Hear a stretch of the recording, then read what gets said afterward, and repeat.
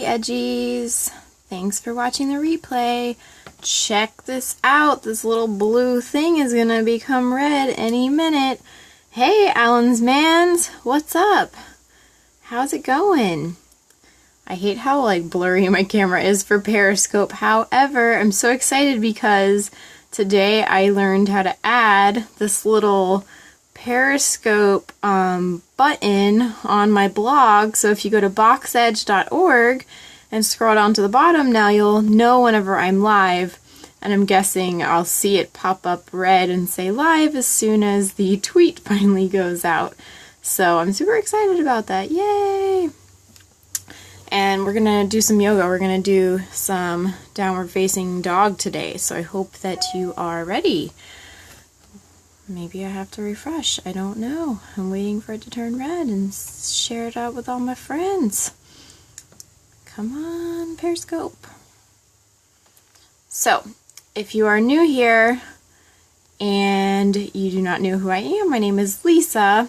I'll turn it around. You're just gonna miss the magical changing of the color, but that's okay.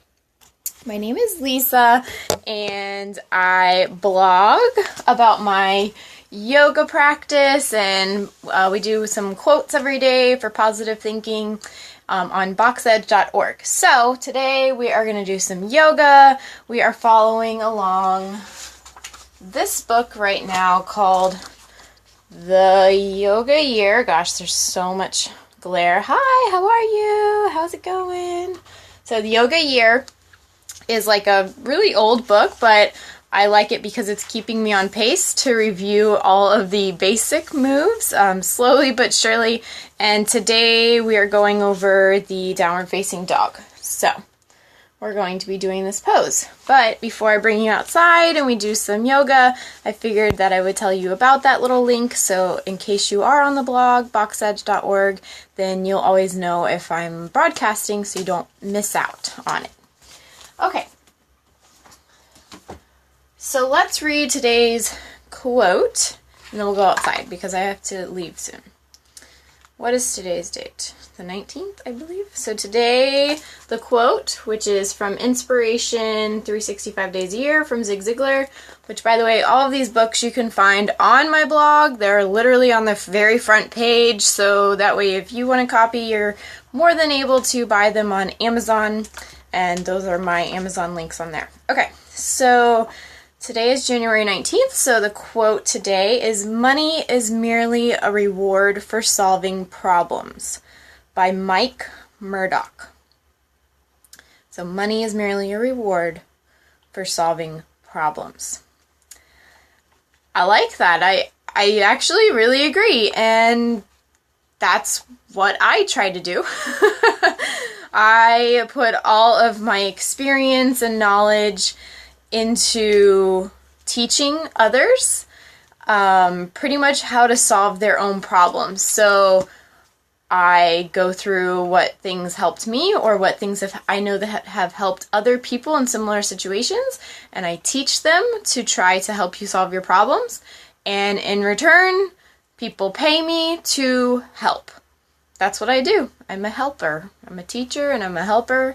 And I guess it's kind of funny that this was today's quote, because literally this week, because I share so much on Periscope, and really this is my teaching platform, I give donation-based teachings every single day. I added a page on my blog, since you're not face-to-face with me, I'm not on the side of the street with a little bucket or whatever. Maybe I should get one. Hi, Share Serenity. How are you doing? So I had just read the quote, and it will make sense if you hear it before I go into what I was saying.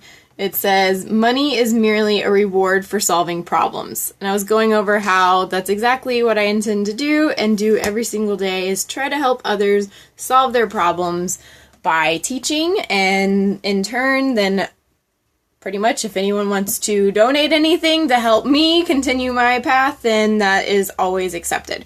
So I was actually going to show you that my Periscope thing isn't working yet. I'm so sad. It's supposed to show up live, but I guess maybe I'll refresh. Let's see if it says live. Yeah. Oh, there it is. Ta-da! Check it out. Awesome. But if I solve any problems for you, or if you have any suggestions, so pretty much any mental or monetary tips that you would like to give, you can always go to boxedge.org and click on Tip Jar. And on there, you can give monetary tips if you feel like I have helped solve some of your problems, or you can give mental tips if you have some ideas. Hey Lisa, so like I gave the quote of the day, and so it kind of related to what I was talking about, the page that I added yesterday. So let's just recap really quick. The quote is, "Money is merely a reward for solving problems," by Mike Murdoch, and it's in the inspiration book for today. And so I was going over how on my blog, boxedge.org, I pretty much, teach all these things for donation based, and you can go to Tip Jar on my blog if you ever want to give monetary or mental tips. So it's on there, and it's ironic that that was today's quote, and I pretty much just made that link available. So let's do the yoga. It's downward facing dog. Let's just go outside real quick and we'll do it. How are you doing today? I have to leave pretty soon, so it's not gonna, I always say it's not gonna be very long. I know that y'all laugh because I always say that, but I am pretty serious. It's cold and I'm in my shorts. Hey, Silly Anderson, how's it going? So, downward facing dog. Have you ever done downward facing dog? Not too hard, right? So let's do it. I'm pretty good. I'm cold. I'm tired today. Like, my brother came over last night, and he's not too far away, but we don't see him very often. And his girlfriend came, and I haven't seen her in a while. And why is my screen always going so dim? So they were here, but I didn't get home from teaching until like 10 something. And then Jules and I were reading the book last night. I don't know if you saw it, but we were discussing the heart of yoga. And so after I finished like my journal entry on Periscope, it was already like 3 o'clock in the morning, but my mom was burning like papers instead of shredding it. And my brother and his girlfriend were here. So we pretty much stayed up till like 5 o'clock in the morning. And now I normally stay up till like 4, so that's not ridiculous, but then I didn't go to sleep until like 6, so I feel like so out of whack. And apparently they told me that I talk so loud that you can hear me all the way like from where I stay in a little cottage in the backyard all the way to, so now I'm like a little bit self-conscious about waking up all the neighborhood.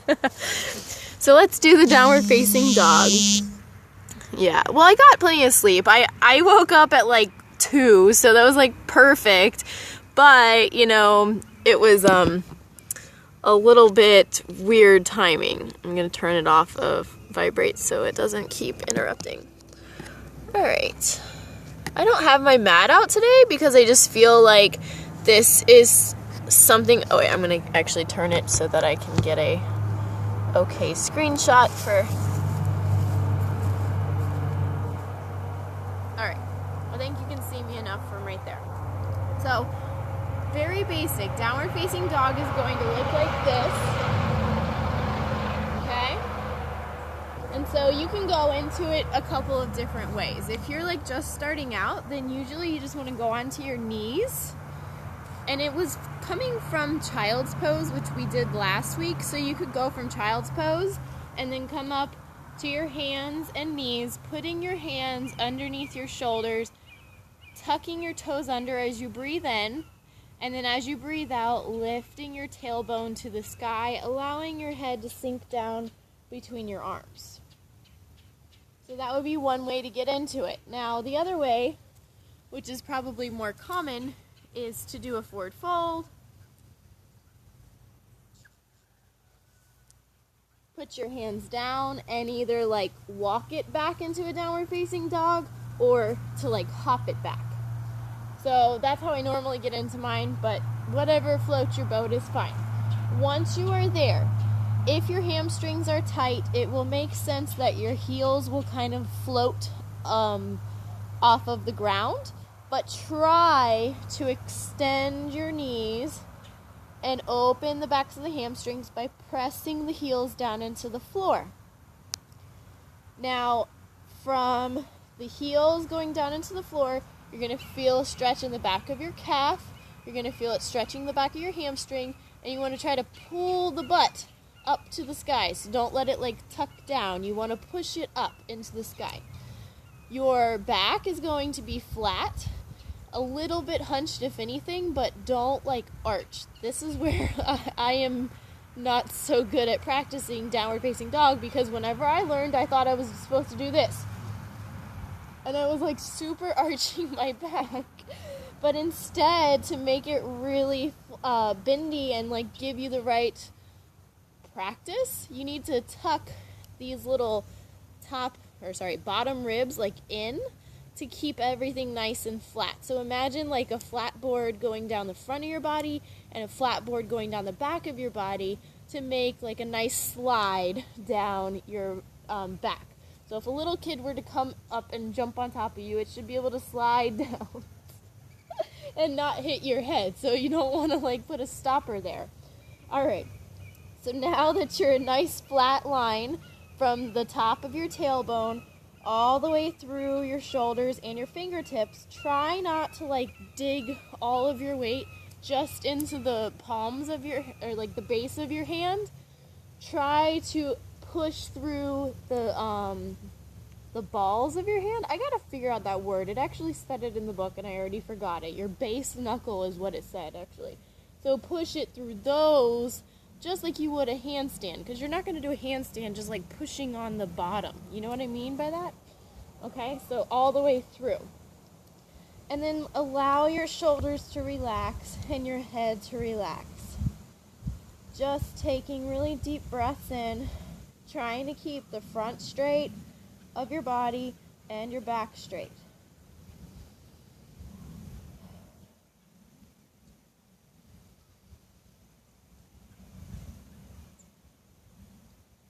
And then whenever you're ready, you can either come back down to your feet and knees, or you can hop it back up. Okay? So that was it. That's downward facing dog. That's what we did today. I like doing down dog because every time that my hamstrings get tight and stuff, then I like to do that. And if I feel like my shoulders are kind of tight, then I also do it because it kind of like stretches them out and loosens it up. But what did you think about down facing dog? Do you like that pose? Did you learn anything? How did it go? Hey again. Yes, feels good. Cool. So, this is January of the yoga yearbook, so remember, like, we're really getting into, like, the roots of these moves, and then as it goes through the year, it's going to get harder and harder, so I'm enjoying, like, the positive energy of feeling like, I already get some of these things, and I knew this, yay! And then also just finding things that I could have made better, so for not 2 years, I think that you do down-facing dog even in gymnastics or some sort of it. So imagine, I've been doing this stuff since I was 3, so like 25 years. And not until this year did I know that you're supposed to tuck those little ribs in. I had no idea. I was not doing that. I was totally like, the whole time, because I'm super archy person, so I just do that in everything, and I didn't even know I was doing it like so-called wrong, like to where it was not really helping me. And now I'm serious, I had no idea, and now I'm doing that, and it's really helping like strengthen my core, because I have a really strong core, but it's really lazy. So when I need to engage it, I can, but I can't hold it for a very long time. It just kind of like plops down. And that's why planks are not my friend in handstands. I love doing handstands. However, I just like become like super like sway backed in them, which I might as well do a handstand now that I'm thinking about it. Let's see my progress. Because of that rib thing. So I constantly am trying to think of it now whenever I'm practicing. Okay. So Yoga Nick told me the other day that one of the tips that helped her the most is to breathe. And I told her how I grunt all the time coming down, so I feel like I'm not breathing, and to like gaze forward. So I've heard that a lot, and just do it every day. And so I used to do handstands a lot more often than I have been doing lately, but let's see what happens. Okay, let's see. I think you could see the top. And this is how I learned handstands in gymnastics. So keep in mind, this is how you do a handstand in gymnastics. You stand really tall, and then you like fall into it, and you come up. It's like way different though, whenever you have to actually find your balance and lift yourself up, such as going from like a downward facing dog, like a kind of like a really high downward facing dog, but granted, it is a downward facing dog. I never knew to pull in my elbows or shrug my shoulders or look forward. And so let's see if I can breathe.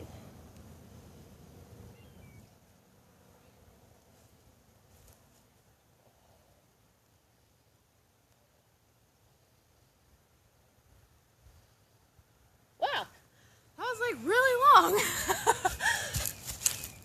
Took me years to get my hands to touch the ground. Now you can. Awesome. That's awesome. Did you see that handstand? That was crazy. I even walked and I was able to save it. I guess that breathing stuff really does work. Whoa. I'm going to do one again. That was just so awesome. And then I got to go. That was crazy. I guess I really wasn't breathing before.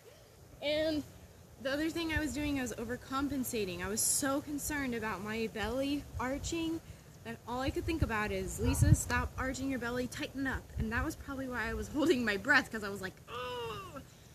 So I'm going to lift my shirt because I kind of want to see what my back is doing, but I'm not even going to focus on tightening it. I'm just going to breathe.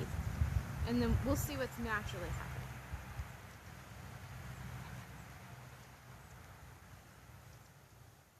Okay, so breathe.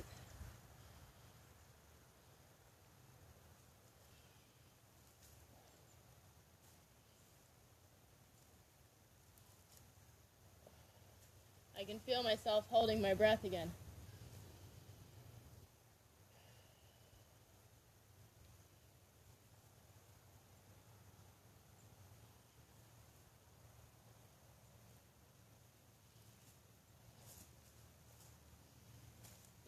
I'm not going to get another one out today. That was like almost a freak accident, that last one. But I did notice I was like able to breathe really well. And I normally don't breathe. I was like in and out, in and out. And I was still holding it. So that was kind of crazy because I guess my mind, what is going on with this? This is crazy. My mind kind of felt like if I were to breathe, it was going to knock me off balance. But apparently that's not true. And I really didn't think I could catch it after walking, because that's a bad habit from gymnastics too. I'll just wear my forearm balance. Forearm balance is hard. It took me like a long time to get that. But that's something I did in dance. So, you know, after like 2 years of, well, maybe like a year of dance, then I had forearm balance. But I worked it really hard, so it's not as hard for me. But then again, I'm not as good with the one without your head. So I'm talking about the one with your head down. So I guess that's headstand. My hair, what happened? There's like little baby hairs. I think like it got burned off last night whenever my mom and my brother were burning stuff. Okay. So, thanks for sticking around for me to do some handstands. That was really amazing, and I'm super excited. Like, I don't think you can even tell how excited I am, because I work on them all the time, and that was a big breakthrough. But I hope that each day, So every Tuesday and Thursday I'm trying to do one of the yoga yearbook moves, so that way, you know, we're consistent and we can find little tips of these little easy things each week, and then we'll slowly start to get into harder stuff, you know. And I have been posting them on my blog. This week I have been kind of like off. I just, the last 2 days just weren't up to speed, so I gotta post a lot of stuff tonight. But yeah, go to boxedge.org. And like I said earlier, like if you learn something from this and you want to give any mental or monetary tips, just go to boxedge.org/tip. And I am so grateful because I like teaching you. This is what I like to do. And I want to keep doing it. I put my thing away, so how am I going to do the namaste thing? I'm always messing this up. Let's do it from the car door. That will work. Okay. All right, so namaste, love you, bye.